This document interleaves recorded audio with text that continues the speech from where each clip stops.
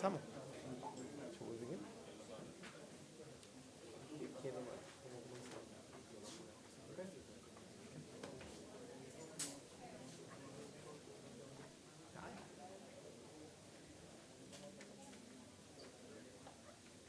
Muy buenas tardes a todos y a todas. Good afternoon. Bienvenidos. Vamos a comenzar con la conferencia de prensa. En primera instancia, recibamos al gobernador del Estado Libre Asociado de Puerto Rico, Alejandro García Padilla, acompañado del gobernador del Estado de Nueva York, Andrew Cuomo. Muchas gracias a todos y a todas. Thank you, everybody. Como estuvieron con nosotros, acabamos de concluir un foro. Nos parece que muy informativo, expresando desde distintos sectores, tanto de la perspectiva de Nueva York como de la perspectiva de Puerto Rico, no solo el problema, sino cómo esos problemas se pueden resolver, también atendiéndolos desde más de una perspectiva. From the, let's say, SWAT team from New York that we just received today, their ideas, the challenges that they tackled before on healthcare and on fiscal issues too. And I really appreciate Andrew's effort. He has been always there in our corner, helping Puerto Rico, taking care of our issues. He's always on the phone, asking if he can help on anything or any issue. So I really want to again express our gratitude to him and to his administration.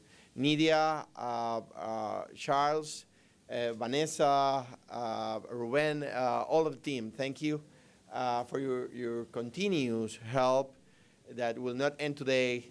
Is like just one step on that relation to move these issues forward. The problem that we need to tackle with Medicare is a game changer. Represent a lot of money, and by the same way, a lot of services to a lot of people. And when we are asking for parity, it's because we pay the same. We are not asking for anything that we haven't earned. Again, I want to repeat that. Puerto Rico paid the same. So we are entitled to receive the same money. We owe that money. And the administration in Washington and Congress need to have that message very, very clear. This is just one of the events that we will hold on this issue. We'll move here. We'll continue doing other events here, like the march on November 7. Everybody's invited. We will move to Orlando, to Central Florida, and we'll move to New York. We'll move to D.C. We will do everything within our powers to move this issue forward. Again, it's an issue of people. It's not only an issue of numbers. Again, I just want to repeat our gratitude to Governor Cuomo and his team, and all members of his administration and Congress and representatives from New York and from the New York delegation that are here to share their views and their solidarity with Puerto Rico. We are one family, and we are acting as a family. Thank you, Governor. Please. Thank you very much. Thank you very much. First, I'd like to thank the governor very much for his hospitality. We got a lot of work done. I think it's also fair to say that we all had a very nice time, and it was fun and it was memorable in a short period of time. We had a very good conversation. I think it was exhaustive. I think it was substantive. I think we have a very good sense of the issues that Puerto Rico faces. And what the governor said is exactly right. This is a special relationship. It's deep. It's genuine. It's historic. It's also current. And we want to be there for Puerto Rico in full partnership, both in terms of providing assistance, providing expertise where we can, economic development, tourism initiatives, Medicaid initiatives, and also in helping Puerto Rico make their political case to Washington. The truth is, the island is at a disadvantage.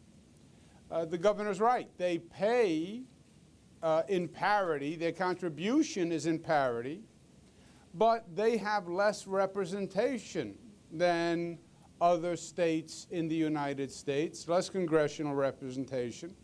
And in many ways, the situation is unfair to Puerto Rico. And New York is not going to stand for Puerto Rico to be treated unfairly, period. Our congressional delegation is not going to do that, led by Congressman Rangel. Congresswoman Nydia Velasquez is here, but they speak for the majority of the delegation. That says we're not going to put up with it on Puerto Rico's behalf. We're going to organize, we're going to mobilize, we're going to do it here in Puerto Rico, we're going to do it in New York, and we're going to make sure that New Yorkers and Americans know that Puerto Rico is being treated unfairly. And I don't believe they're going to stand for it. I think the problem is they haven't heard the facts. They don't know about the situation. Congressman said last night, which I think was prophetic, more people know about the financial crisis in Greece than know about the economic pressures on Puerto Rico. It's just wrong. And we're going to remedy that situation. Why? Because the relationship between Puerto Rico and New York is unique on many levels. More Puerto Ricans in New York than any other place outside of Puerto Rico. Cultural relations, personal relations, historic relations. We are one, somos uno. The word is solidarity. And we're going to join forces in this very important fight for Puerto Rico. With that, let me turn it back to the governor. Any questions you have for myself or any members of the delegation? Thank you, Governor.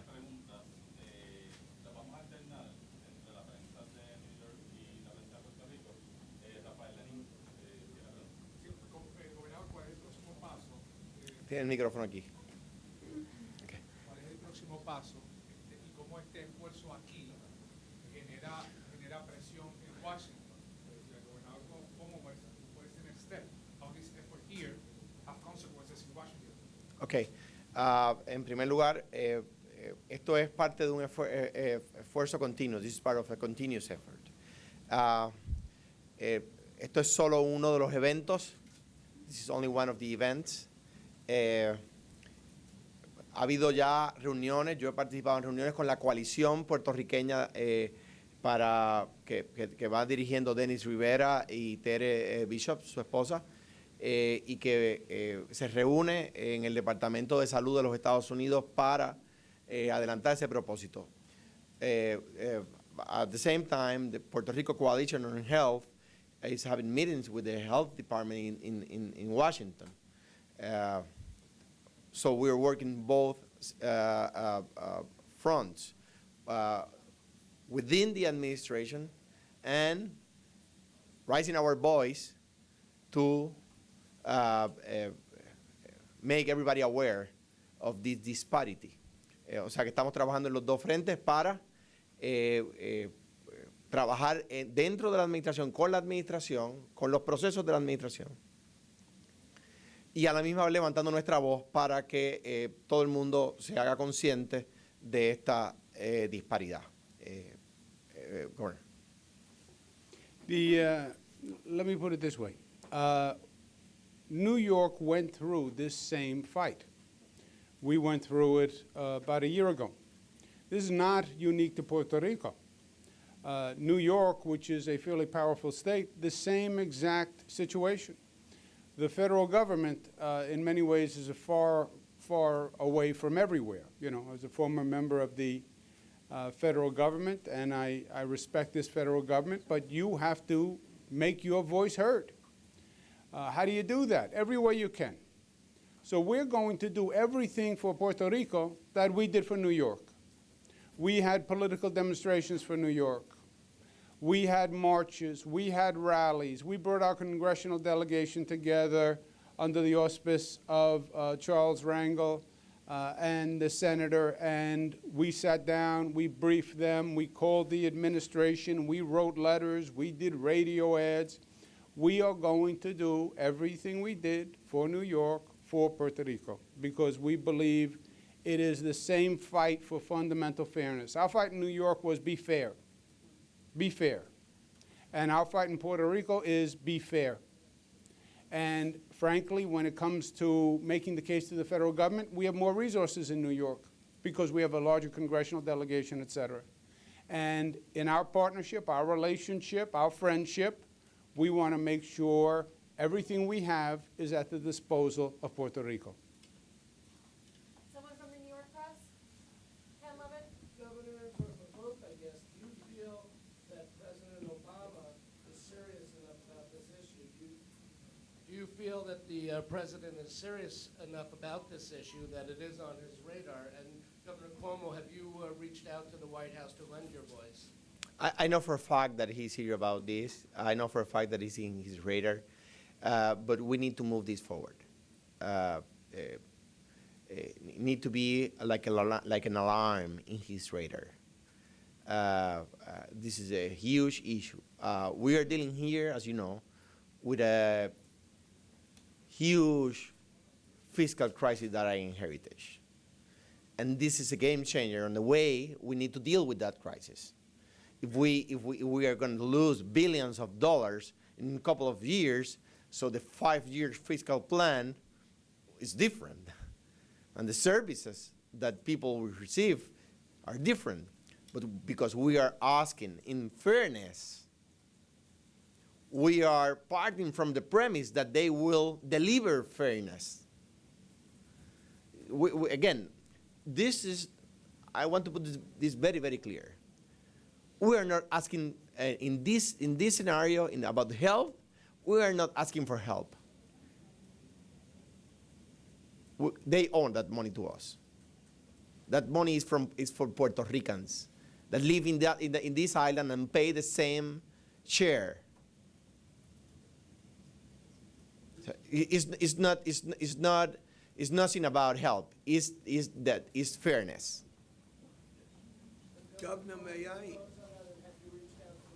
I want to. Congressman Rangel Yes. speak, and then I'll respond to your question, Ken. I am confident that President Obama and the governor appreciate the serious nature and the complicity of dealing with the fiscal and health problems. But I recall during the civil rights movement when President Johnson was aware, too, of what had to be done. And he told the civil rights leaders, make me do it. What he meant was that he needed help. Not everybody in the Congress recognizes that we have a moral and constitutional obligation to respect our citizens in this part. So I've asked everyone here that knows somebody that can vote on the mainland to be a part and to help Obama to do this by asking them to call their congressperson and say, help our citizens in Puerto Rico. In the Congress, no matter how partisan the issues are, and God knows they're partisan, when anybody is hurt in their congressional district, we find some way, the laws, the Constitution, the rules notwithstanding, to help those people. Our citizens, our friends, and our families in Puerto Rico deserve nothing less. And so help Obama by making certain that we build that groundswell of support by calling the people that can vote, and then maybe we find out why the people in Puerto Rico cannot vote. Neither one to us. I just would like to add that one of the proudest moments for President Barack Obama was the enactment of the Affordable Care Act. He made a promise to Americans that he will deliver on access to health care, at least for those uninsured.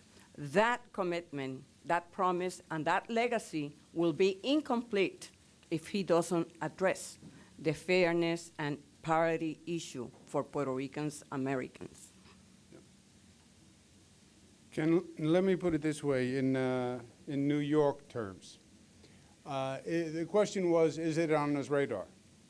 I reject the question. Of course it's on his radar. Everything is on his radar. He's the President of the United States. Does he know this is an issue? Yes. The real question is, have you succeeded in convincing the President to do something yet? And the answer is no. Otherwise, we wouldn't be here today. So we want to stay with your metaphor, we want to raise it on the radar. Congressman Rangel's point, make me do it, meaning increase the political pressure, educate the people of the nation, So the political will says the right thing to do is to do this. And I don't believe the American people know the facts. I don't believe they are energized on this. I don't believe they're motivated on this. I think that is our challenge, to come together, to tell the story of the unfairness and the disparity with which Puerto Rico is being treated. And I think New York can be a significant ally with Puerto Rico in making that case. And that's part of what we're going to do, is make the political case. The other part is we can help with the expertise on Medicaid reform, we can help with economic development, we can help with joint tourism, but on the political, we have to help make the case, and we will.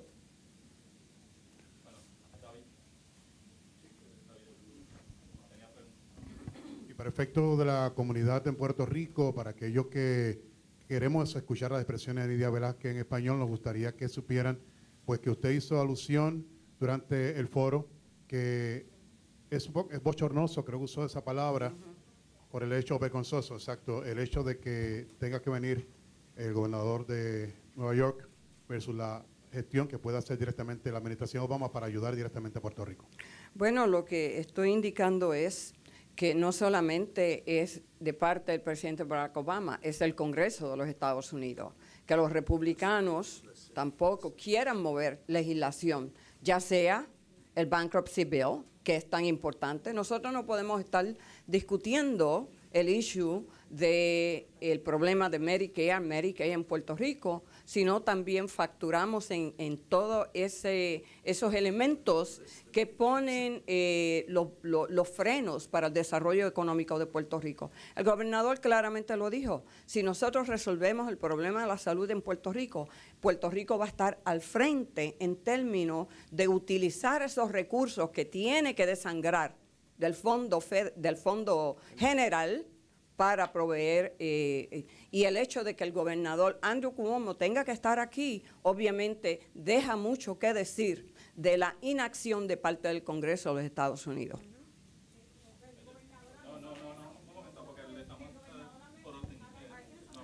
Yo los hago. Yo los hago, Celia.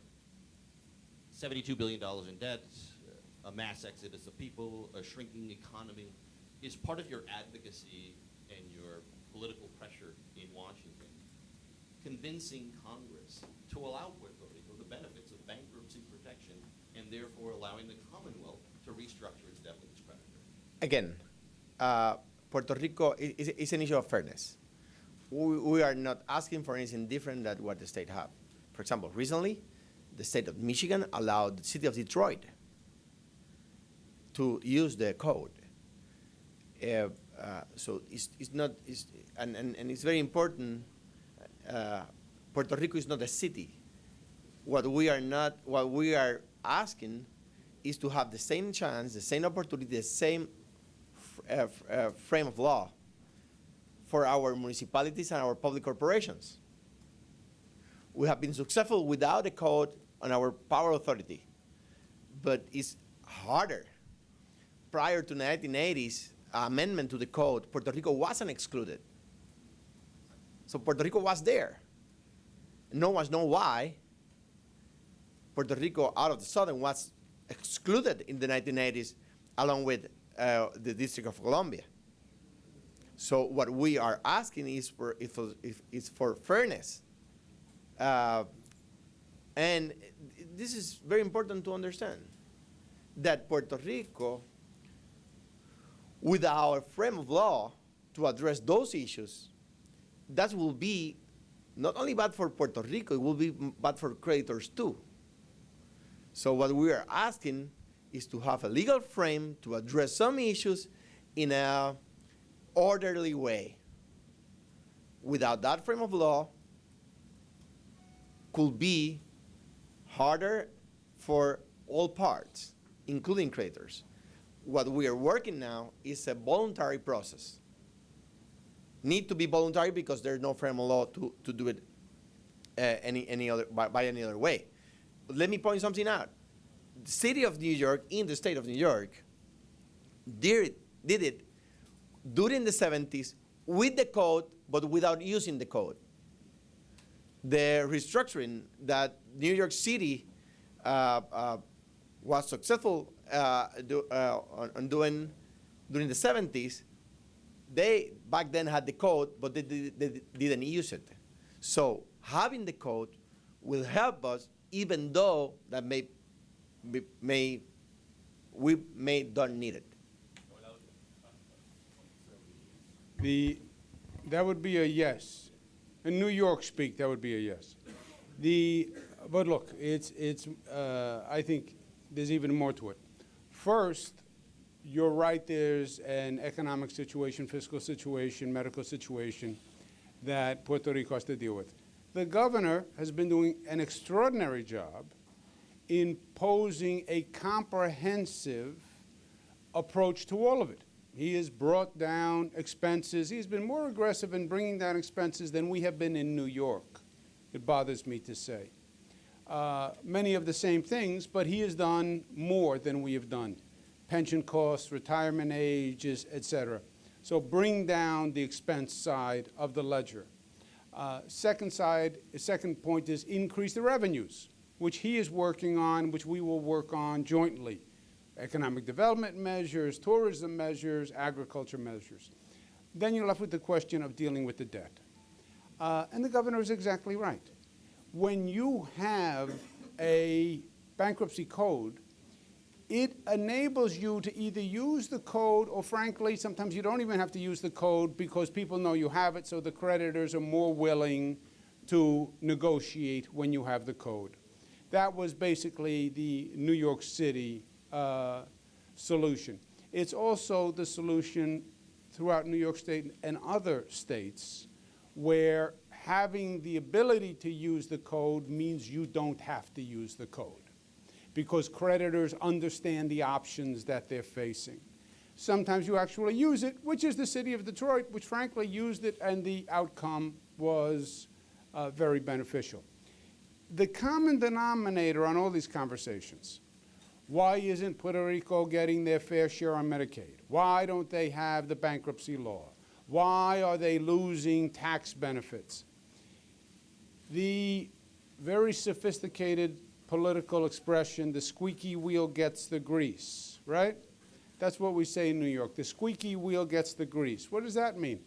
The noisy parts get attention. Puerto Rico does not have the same voice in Congress because they don't. And the squeaky wheel gets the grease. They don't have enough voices squeaking in Congress because they are at a constitutional disadvantage. And because they haven't had people making their case, I think they've been unfairly treated and they have been taken advantage of. There is no reason for them not to have bankruptcy protection. None. None. How do you justify cities, states, counties, but not Puerto Rico? There is no justification. How do you justify the way you treated them on Medicaid? None. It's just they don't have the representatives to speak for them.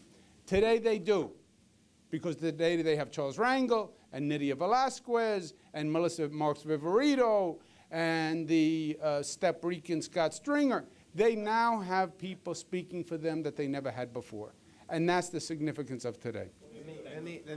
Let me add something about it. And addressing what Nydia said before. Congress and all presidential candidates should know that yes, Puerto Ricans in the state of Florida are a very powerful group. And we will move our efforts there too. So if they want to address that community in Central Florida, they need to address these problems before. And to point something out, Puerto Rico bankruptcy code applied to Puerto Rico today, but not to public entities. There's a bankruptcy court in Old San Juan. Recently, Donald Trump filed for bankruptcy here. So tell me how these multi-billionaire anti-immigrants, anti-Latino people can file for bankruptcy in Puerto Rico, but the public corporation in Puerto Rico cannot. Good point. And I just want to, friends from the press, you may notice that sometimes what you hear from Puerto Rico is not that good, because the fiscal crisis get all the attention. Let me tell you something that you may communicate, that you may not. Puerto Rico is reducing its crime rate at the highest pace than any other jurisdiction in the States. We have been able to cut to the half murder rate in the last 2.5 years. Unemployment rate, an average for the previous administration was 16.5. It's now 11.9. Yes, we want to get to single digits, but from 16.5 to single digits, you need to pass by 11.9 at some point. But let me tell you, for those folks that are from the continent, what we hear from you are bad news too. If I turn TV this afternoon, it will be maybe something in Ferguson or something in Baltimore or something about a flag from a Capitol building in South Carolina, or the glacier, or Donald Trump. You know, bad news. Everything bad news. So, well, we are tight on that one.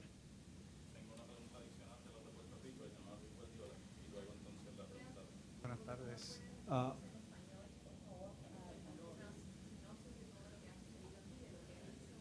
Con mucho gusto, claro que sí. Entonces voy con Walter.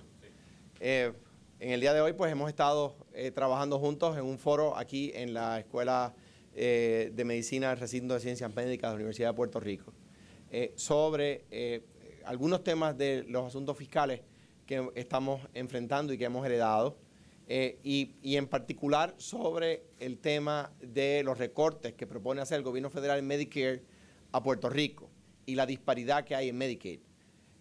Habida cuenta de que Puerto Rico paga lo mismo que los conciudadanos en los estados, recibe menos dinero. Entonces, esa disparidad quiere ser ahora acentuada mediante una reducción en los beneficios de Medicare de 11% que se propone para el próximo año natural, cuando a los estados le están dando un aumento en promedio de 3%. Es decir, pagamos lo mismo, a los estados le dan un promedio de aumento de 3% y a los puertorriqueños nos dan una reducción de 11%. Eso es simplemente injusto. La coalición del sector privado ya se está reuniendo con representantes del gobierno de Puerto Rico y del gobierno de los Estados Unidos en Washington para atender este issue. Y le agradezco, debo decirlo, a la Secretaria de Salud que tuvo esa apertura de aceptar la creación de ese comité y que ese comité está trabajando. Pero necesitamos que dé resultados. Y esto es algo que el presidente puede resolver with a stroke of a pen, que lo puede resolver con un bolígrafo. ¿Qué pasa si no hay una intervención? ¿Cuál es el cuadro? Si esto no se resolviera, Puerto Rico perdería miles de millones de dólares. Entonces, a la misma vez que atendemos una crisis que heredamos, que no la produjo nuestra generación, tendríamos que atender un problema creado por el gobierno federal. O sea, de lo que se trata es de que el gobierno federal acentuaría de manera dramática la crisis que vive Puerto Rico. Luis. Sí, buenas tardes. Un planteamiento traído en la conferencia sobre cómo mejorar el uso de los fondos Medicaid, que son los que nutren el plan de salud del gobierno, fue la reducción de costos. La gente escucha reducción de costos y puede interpretar que puede haber reducción de servicios que los pueden cambiar las cubiertas o los servicios que reciben médicos hospitalarios. ¿Cómo su administración va a trabajar con reducción de costos bajo el escenario actual en lo que es el plan de salud del gobierno, en la medida de que eso pues puede traer un problema también de servicio? Claro, Luis. Y recordarás que Ricardo Rivera se hizo esas expresiones diciendo qué pasaba si no se arreglaba la situación. o sea, si Puerto Rico perdiera todos esos fondos, pues tiene que o aumentar copagos y poner copagos a quien no paga, o reducir servicios, o sacar personas del sistema, o una combinación. Entonces, lo que nosotros estamos tratando es precisamente de evitar esa realidad. ¿Cómo? Pues que Puerto Rico reciba lo que es justo. Si Puerto Rico recibe lo que es justo, esa combinación de esos tres factores o aún alguno de ellos, la necesidad de implantarlo, pues se reduciría o se eliminaría dramáticamente. Quiere decir que ustedes entienden que no hay nada que cortar en el sentido de Sí. quitar cierta grasa, por llamarlo así, o refinar algunos procesos, o mejorar la eficiencia del proceso. Eso hay que hacerlo independientemente de este tema. O sea, por ejemplo, lo que adelantaba el gobernador Cuomo en cuanto a cómo el estado de Nueva York atendió estos mismos problemas. Pues sí, y estamos trabajando con su equipo, con el mismo equipo que logró atender el problema en Nueva York, para ver qué de las medidas que ellos implantaron allá son implantables acá. Pero eso hay que hacerlo independientemente. O sea, déjame refrasearlo. El mejorar nuestro sistema, hacerlo más eficiente, más costo eficiente, hay que hacerlo independientemente del resultado de este esfuerzo en el Departamento de Salud Federal. Eso implica hacer las cosas correctamente con más de un acercamiento. ¿Cuánto puede usted esperar Puerto Rico a que estas medidas den resultados antes de hacer cambios dramáticos? Porque habían dicho que los dineros se pueden acabar en el 2016. Sería un peor escenario que no prevemos. Y te lo puedo decir, no prevemos que ese sea el escenario. Ahora bien, nosotros tenemos que trabajar en el plan fiscal de 5 años ya. Eso no aguanta, eso no espera. Is there one thing? Yes, of course. Sometimes it's as complicated as things seem, is as simple as it seems. We believe that the federal treatment of Puerto Rico, when it comes to Medicaid, when it comes to bankruptcy protection, when it comes to tax treatment, is unfair and abusive. And as friends of Puerto Rico, we're going to do everything we can to remedy the situation because we think it's wrong. And that's why we're here today. Gracias. Thank you very much.